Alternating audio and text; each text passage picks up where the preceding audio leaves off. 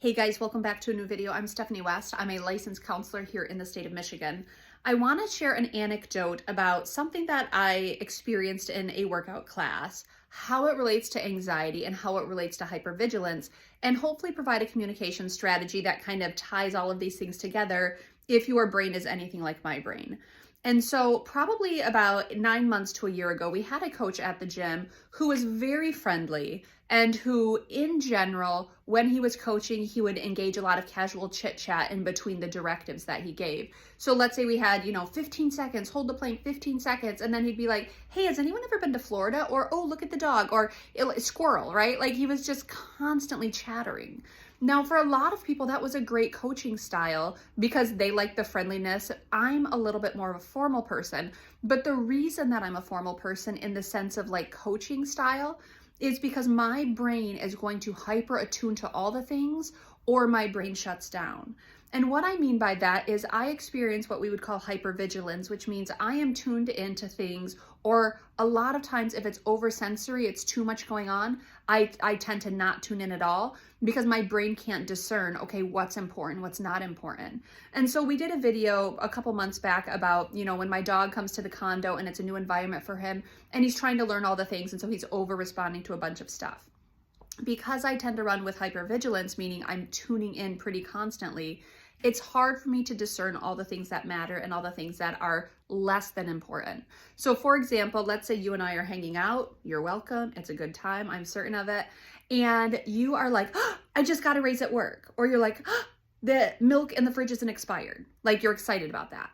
My brain puts equal importance on both of those because the tone and the intensity that you express yourself with, it sounds like a really big deal to my nervous system, to my auditory system, to my kind of level of awareness. So there are a lot of people that are just overly emotional. They're very chatty. They just, they're exuberant. And it's really hard for me to discern what's going on because I assume everything matters. And if everything's important, then nothing's important. And so as it relates to relationships, it's really important that I communicate this to someone and say, I can't think that everything that you think is important is important. It doesn't work that way. So if I come home at night and from 5 o'clock to 10 o'clock, you're just constantly chattering and you're just incessantly like giving, facts and data and exciting stuff, I'm going to shut down because there's no way I can sustain that cadence and I can't delineate what matters and what doesn't matter.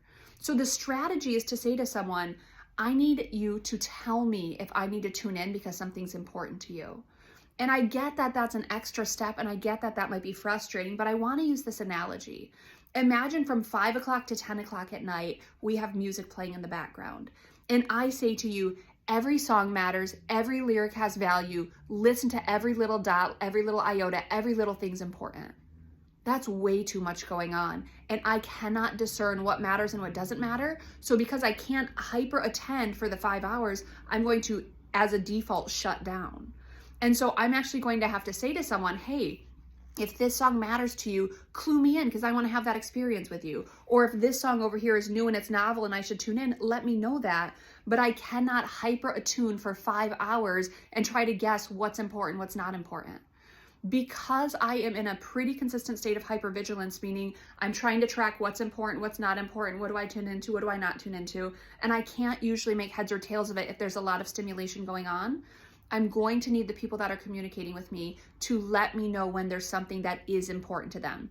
Not if we're in direct conversation, that's not an issue, but let's say my back is turned to you and I'm doing meal prep and you're just kind of prattling on about all the ins and outs of the day. I'm not listening. Not because it doesn't matter to me, but because I don't know what's important and what's not important. And either my brain says everything matters or my brain says, girl, take a break. They'll clue you in if something big's going on.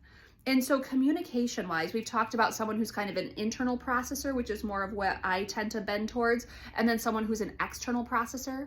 When I am with an external processor, meaning someone who just says stuff for the sake of saying stuff, it's really hard for me to be with them and constantly tune in.